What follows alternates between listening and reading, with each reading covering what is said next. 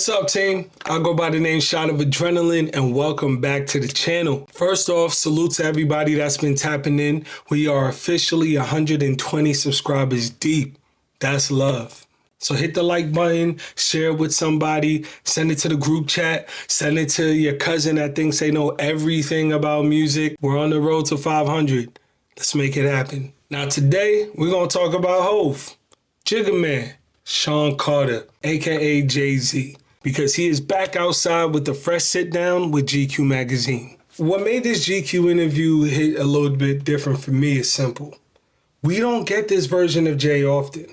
All right, he's built an entire career of being visible and elusive all at the same time. That's a very rare level of celebrity, bro. Some people are famous just because they're outside all the time, but Jay's famous because he can step back and still control the temperature of the room. That's different. So when he sits down and really talks, it sounds like you're getting access to an internal software update. Real talk. And I'm watching this interview and I'm sitting there thinking like, nah. This is Jay with wind behind his back. Still sharp, still calculated, still talking in a way where he sounds like he already finished the argument before you even got to your point. Yeah, that Jay. Now, what stood out to me first was his mentality around loss and public pressure. He basically framed it like, yo, it's all wins. Not even God forbid when something goes wrong. Something goes wrong, everything in life happens for your greatest good. Mm-hmm. Everything. I had to not get a deal in order to become who I am today. Mm-hmm. It didn't feel like the greatest blessing of all. It was the greatest blessing that I didn't get a deal, right?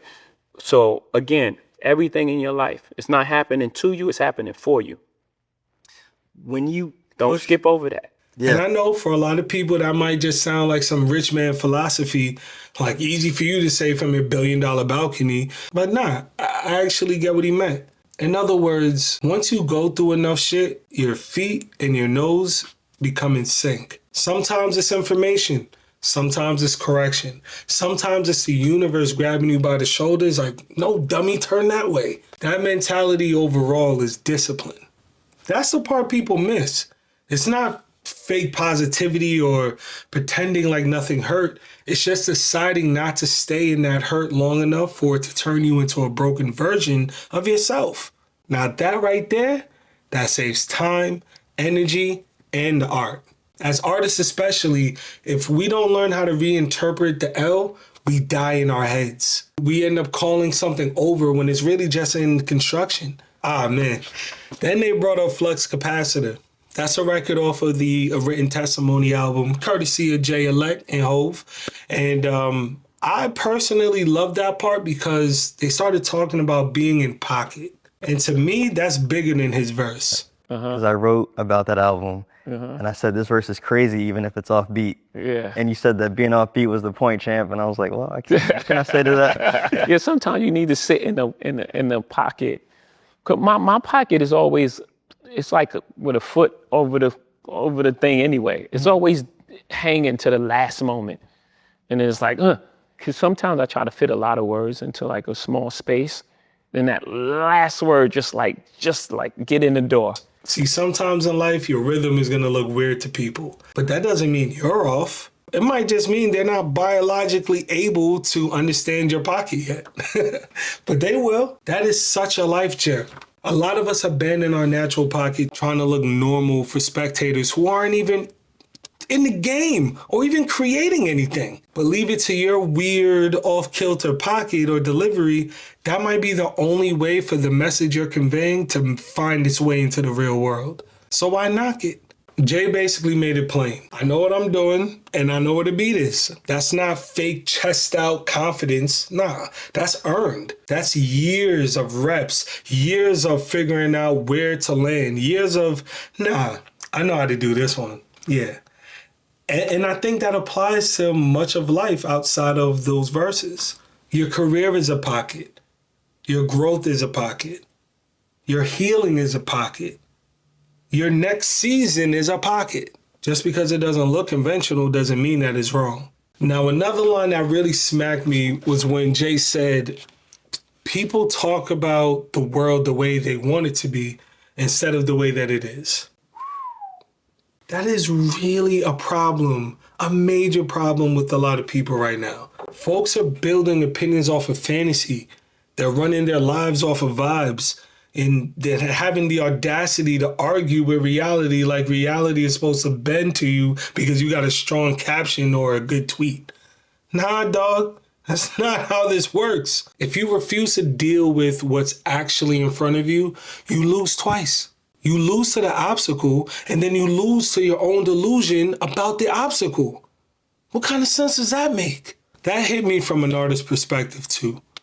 You know, that's how unfinished songs pile up. That's how you end up remixing the demo in your head instead of actually finishing the record. Most times that's how self-doubt disguises itself as high standards.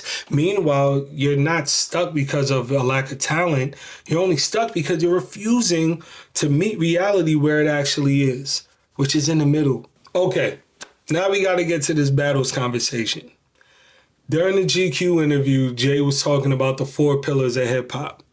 And when he got to the 4th pillar, which was battling, he basically said battling may not be necessary the way it once was, with how nasty the fallout gets now, especially online. I think we can achieve the same thing as far as like sparring with music, with collaborations more so than breaking the whole thing apart. Yeah. It could stand it before because there was no social media and there was no thing. And, you know, you had the battle and it was fun and then you moved on. Right. Right now, I don't know if it could stand it with the technology that we have. I don't know, man. I don't know if it's worth it at this point. Yeah. I don't know. The social media era pretty much turned everything into a psychological warfare. I'm talking stan armies, character assassinations, 10 think pieces from a person who doesn't know more than 10 rappers. That's the world we're living in. So when he looks at it and goes, maybe that part didn't really age well in this climate, I get it. But me personally, I'm not jacking that, bro. Because battling at its best is far from a mess. It's skill, it's pressure, it's wit, it's the art of commanding language under fire. That's hip hop as fuck. Now, does every battle need to turn into a federal investigation? No. Do we need diss records turning into community trauma and hashtags? Absolutely not. But the spirit of battling? Yeah, I still believe that's very important. Because if nothing else, it reminds MCs that words still matter. Precision still matters. Saying something with force really means something. And being dangerous with your pen will never go out of style.